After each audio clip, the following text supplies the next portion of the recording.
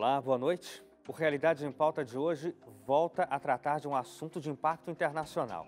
Desde que assumiu a presidência dos Estados Unidos, Donald Trump tenta colocar em prática as promessas de campanha com ações planejadas para preservar o país de perdas econômicas em relação à China. Mas o protecionismo do magnata desagrada o mundo todo e causa temores nos organismos internacionais que acompanham a economia global. Donald Trump, um dos mais controversos presidentes na história recente dos Estados Unidos, se não de fato o mais polêmico ocupante da Casa Branca, continua o cumprimento das promessas de campanha. Ao longo de 2016, quando disputava a preferência do Partido Republicano para ser o nome que lutaria contra o legado de Barack Obama, o bilionário sempre deixou claro: como presidente da nação mais poderosa do mundo, trabalharia pelo cidadão americano e manteria as necessidades do país no topo da lista de prioridades. Americanism, not globalism, will be our credo. O americanismo e não o globalismo vai ser o nosso credo, dizia o republicano, com a premissa de colocar a América em primeiro lugar como forma de recuperar o respeito do mundo pelos Estados Unidos. With respect, the respect that we deserve. Mais do que isso, queria devolver aos Estados Unidos a grandeza que ele dizia ter sido enfraquecida pelo governo democrata de Barack Obama. Vamos fazer a América grande novamente, era a tônica de campanha. And we are all together going to make America great again, folks. A retórica de Trump também era contra os imigrantes ilegais de origem latina. Uma das promessas mais protecionistas do republicano era a construção de um muro na fronteira com o México, histórico exportador de imigrantes ilegais para o país. Vamos ter o muro e o México vai pagar por ele, dizia Trump na campanha. Yes, we're going to have the wall, and yes, Mexico is going to pay for the wall 100%. Mas as falas mais contundentes de Trump que o levaram à preferência do eleitorado foram as esperanças de melhoria econômica com novos empregos. You lost your manufacturing, you lost your jobs. Other than that, you're doing great, right? Right? Vocês perderam seus empregos, mas nós vamos trazê-los de volta. Se eu for eleito, vamos ter empregos em todo o país como nunca antes, dizia Trump nos comícios.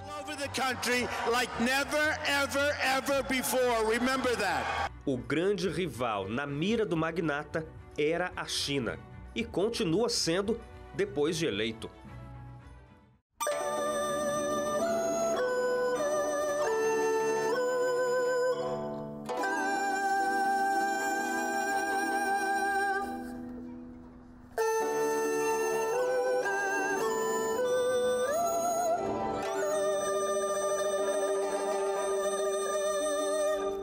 Um dos países mais populosos do planeta, governado por uma política socialista e que tem mantido um crescimento econômico constante, é o inimigo escolhido por Donald Trump.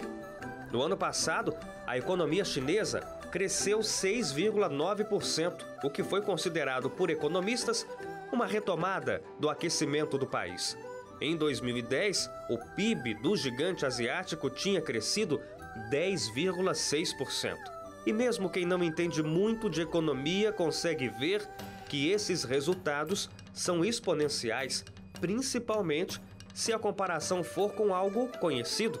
O Produto Interno Bruto do Brasil teve alta de 1% em 2017, contra os quase 7% de crescimento da economia chinesa. A China, segunda maior economia do planeta, mantém um crescimento do Produto Interno Bruto maior do que os resultados numéricos da nação de Donald Trump. O PIB americano teve crescimento de 2,3% em 2017 e a promessa de Trump é fazer esse resultado chegar a ser de 3% de crescimento anual. Na visão do republicano, isso passa obrigatoriamente por medidas protecionistas. Do outro lado, a China promete ainda mais abertura de mercado. É o que alguns analistas chamam de guerra comercial, declarada de fato em busca de interesses internos dos Estados Unidos para tentar conter o crescimento da China. Para outros especialistas, ainda não se pode configurar a situação como uma guerra, mas as relações estão se tornando mais difíceis na busca por um diálogo. Mas a tensão entre as duas potências econômicas não começou com Donald Trump. Desde 2006, o governo americano já trabalha na missão de reduzir a diferença nas relações de compra e venda com a China. A balança comercial entre as duas nações era deficitária para os americanos já no primeiro mandato de Barack Obama. E Donald Trump tem o dever moral de cumprir o que prometeu aos americanos de classe média: criar empregos no país e melhorar a renda para os americanos. A América primeiro continua sendo o grito de batalha oficial de Trump. No entanto, o mundo globalizado repudia cada vez mais ações governamentais tidas como protecionistas.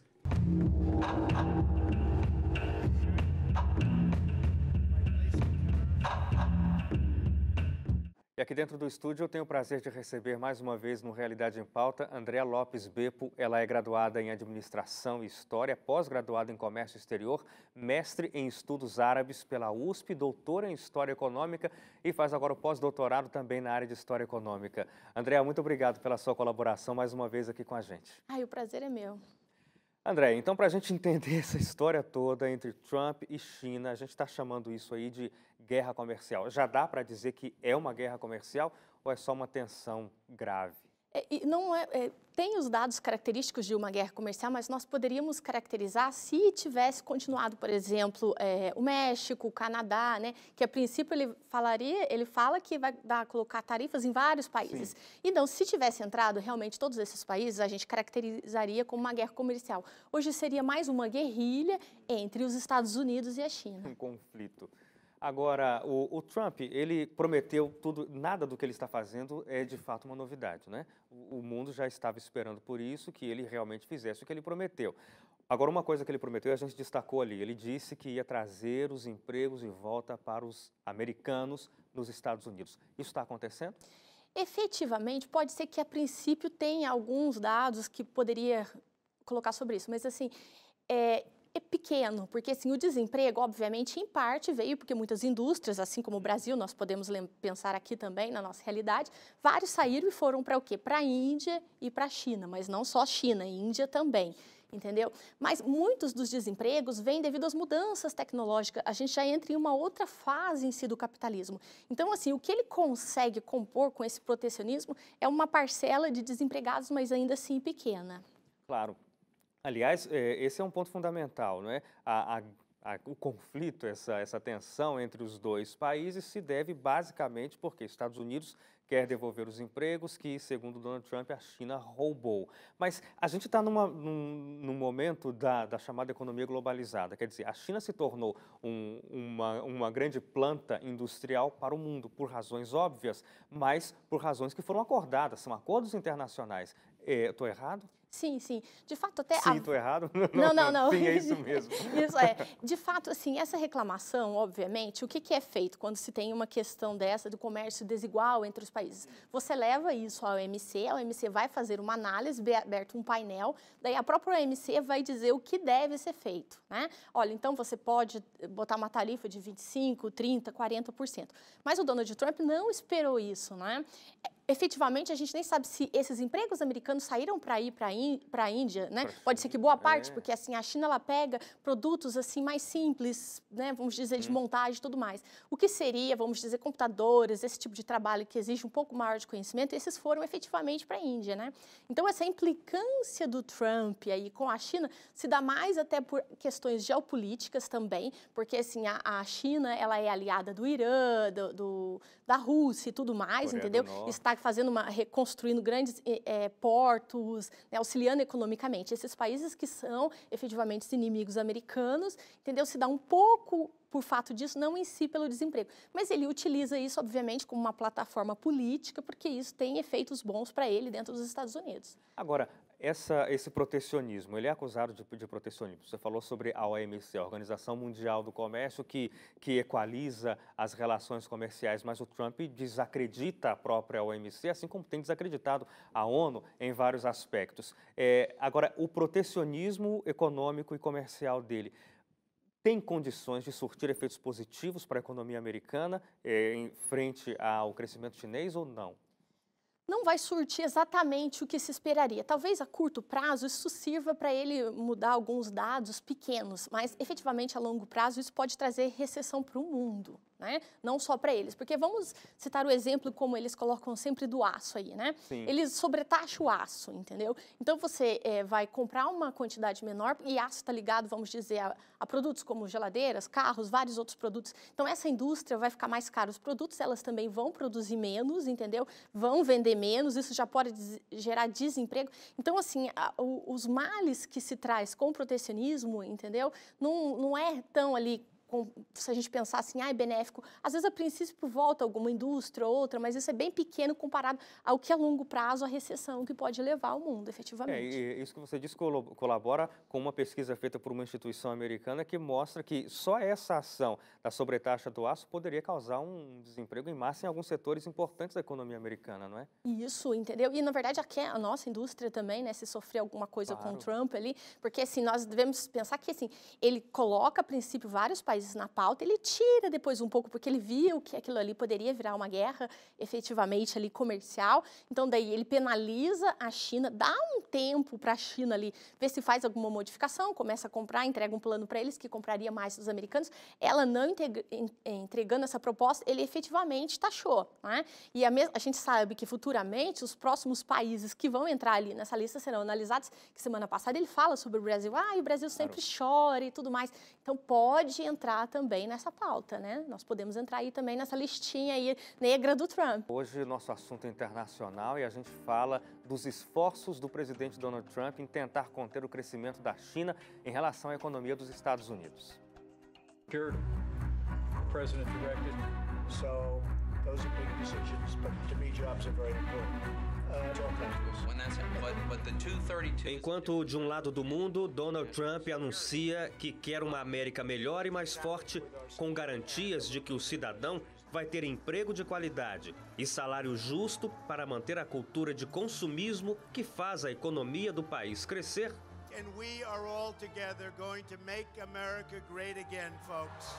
Do outro lado, a China e a garantia de que o cidadão americano possa manter a vida de consumo exagerado.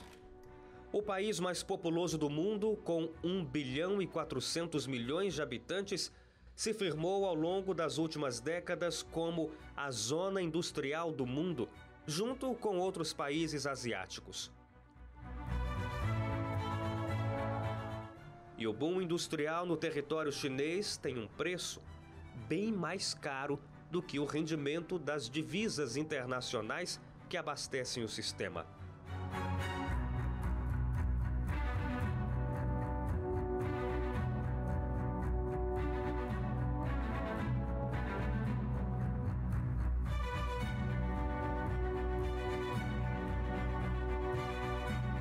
Cidadãos de dezenas de cidades chinesas se acostumaram a este cenário. A poluição do ar atinge níveis extraordinários no país. Em 2016, o norte da China passou 72 horas coberto por partículas tóxicas. Foi o alerta mais contundente para o governo agir com medidas que tentam conter o avanço do problema. Rodízio de carros, pausas nas construções e interrupções na indústria são algumas das restrições adotadas para tentar equalizar as emissões nocivas, a necessidade de geração de riqueza do país. Um purificador de ar gigante foi instalado neste ano em uma zona industrial do país. Mais uma tentativa de melhorar as condições da saúde atmosférica. E a geração de riqueza do país passa obrigatoriamente pelas exportações aos Estados Unidos. O superávit comercial a favor da China é calculado em torno de 347 bilhões de dólares por ano. As relações comerciais entre os dois países é a chave para o modelo de crescimento da segunda maior economia do mundo. Por isso, Donald Trump não tem hesitado em atacar o gigante asiático. Porque apesar das possibilidades negativas para a economia americana, a China parece ter mais chances de se prejudicar em uma guerra comercial. No entanto, ao mesmo tempo, o país liderado por Xi Jinping tem a seu favor a globalização e o repúdio mundial contra as ações protecionistas no cenário do mercado internacional.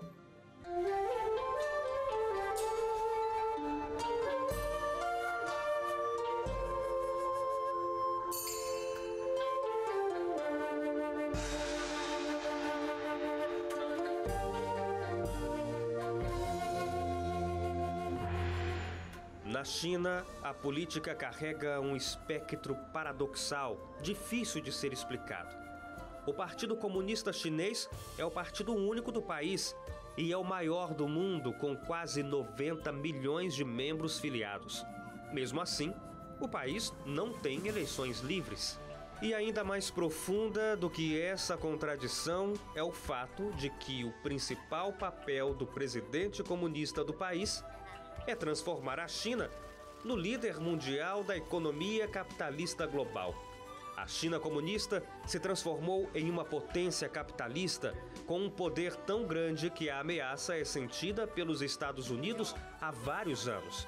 E Donald Trump se sente na obrigação moral de tentar retomar as rédeas do mundo, já claramente divididas com Xi Jinping.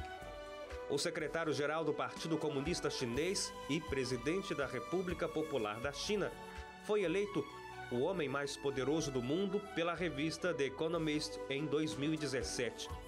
E as ações de Xi Jinping na China demonstram que esse poder é real. No 19º Congresso do Partido, realizado em outubro de 2017, o líder chinês entrou para a história como o primeiro dirigente da China a ter o nome escrito na Constituição do país ainda em vida, desde o fundador da República Popular da China, Mao Tse-tung, que governou o país de 1949 até morrer em 76. A ação coloca o presidente em pé de igualdade com o fundador do partido e da República, responsável pela Revolução Cultural da China na década de 60. A escalada de poder de Xi Jinping e da própria China já apontava para o fortalecimento dele como o nome capaz de assumir a liderança mundial. Mas as ações de Donald Trump parecem fazer o caminho ainda mais fácil para uma China que se tornou imprescindível para as soluções que a globalização persegue. Com o maior estoque de moeda estrangeira do mundo, a China segue oferecendo parcerias comerciais que vão ajudar várias regiões do mundo a ter uma economia melhor, algo que se esperava dos Estados Unidos de Trump. Mas dentro da China, o maior estado autoritário do mundo, a sociedade deve viver com cada vez mais controle estatal. Uma consequência natural para o acúmulo de poder.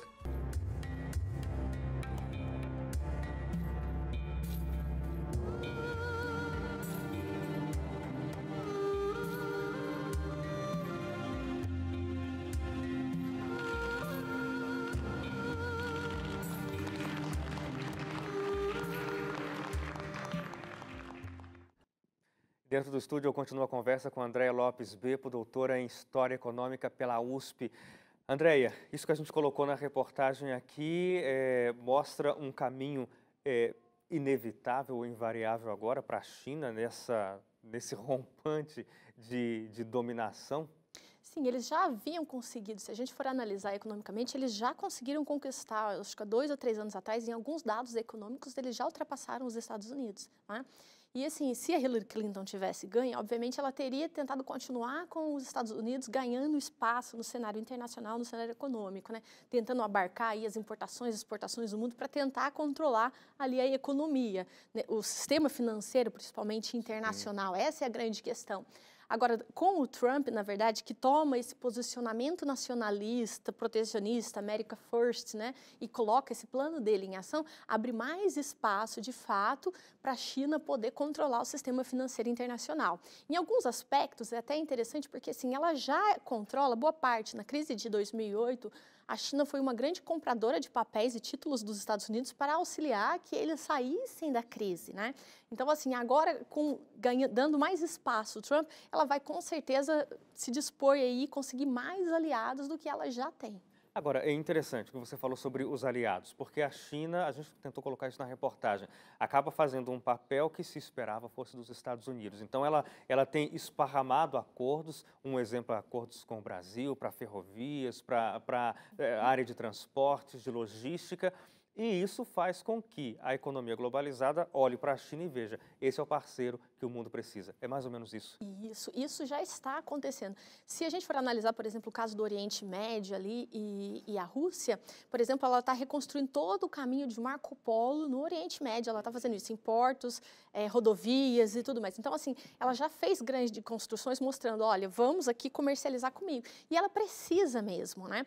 Mas a gente tem que pensar num outro detalhe aí, por exemplo, o Brasil ele pode se beneficiar com isso tentando vender, por exemplo, soja, muito que se compra ali para a China, né? Mas o Brasil ele precisa utilizar parte aqui, ele não vai conseguir vender todo o necessário para a China. Então, existe a grande questão da China tentar negociar com os Estados Unidos, tentar recompor esse relacionamento, porque ela sabe que os outros países não são suficientes para... vamos dizer, como a necessidade dela econômica, ela precisa comprar ainda vários produtos dos americanos, a não ser que ela vá tentar um outro caminho com outros países, África, tentar ampliar bem mais. Mas ela ainda, a princípio, agora é difícil para ela jogar esse jogo com os Estados Unidos, ela vai tentar se utilizar de negociações, porque ela não consegue modificar, obviamente, seus acordos tudo rapidamente, né? Que outro país possa suprir os produtos que os Estados Unidos estavam suprindo a China. Então, ela precisa de um tempo para fazer essa modificação. Então, acredito que ainda vai tentar um pouquinho mais de negociação agora, nesse momento. Agora, mas a China tem respondido com dureza também às imposições dos Estados Unidos. O Donald Trump taxa de um lado, a China responde sobretaxando os produtos americanos de outro. Isso pode levar qual dos dois lados a perder mais? Dá para equalizar, dá para somatizar isso? É difícil equalizar ali, a gente colocar em números ali, né? Porque a gente não sabe o quão vai subir ali de tarifas. Os Estados Unidos está perdendo mais, né? Obviamente, ele tinha essa desigualdade comercial, mas isso era uma proposta americana aí por décadas. Sim. Ser capaz de aguentar essa desigualdade ali, entendeu? O Henry Paulson entra em 2006 com uma proposta, isso já vem desde 2006. Ali nos Estados Unidos, ele é colocado ali para tentar negociar e achar uma forma de equilibrar essas perdas que eles tinham aí na balança comercial com os Estados Unidos, e desde 2006 não conseguiu. Então, isso já se sabia, que você pode amenizar um pouco, mas os Estados Unidos ainda eles são muito consumistas, a base da economia deles está nisso, então não vai se modificar. Mas, assim, a princípio, eu acho que os Estados Unidos está perdendo mais, né? Mas, assim, a China, ela consegue ter outros parceiros, a princípio, para suprir as suas necessidades. A questão é que os efeitos colaterais que esse protecionismo e essa guerra aí de tarifas pode levar, né? Isso já está se esticando aí para outros blocos, como a União Europeia e tudo mais, entendeu? Então, assim, a China vai ter que ser rápida nesses acordos para poder não perder tanto ali nessa guerra comercial, né? Mas isso foi, se eu não me engano, 1.300 produtos chineses taxados, Sim. mas a China taxou acho que só 130, 160. Então, assim, ela ainda está meio amena, tentando buscar uma forma de negociação, que é a proposta dele, do Xi Jinping. Tentando buscar uma forma de tentar resolver o problema sem precisar ser tão veemente assim.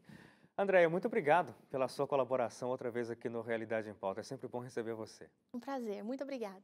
Agradeço também ao INPG, o Instituto Nacional de Pós-Graduação, onde a Andréia é professora e que gentilmente permite a sua participação aqui. A você de casa, muito obrigado também. Você pode rever essa nossa conversa, como sempre, lá no nosso site, novotempo.com/jornalismo. Pode divulgar esse link também para os seus amigos. Fique à vontade. A gente se encontra no próximo programa. Uma boa noite para você e até lá.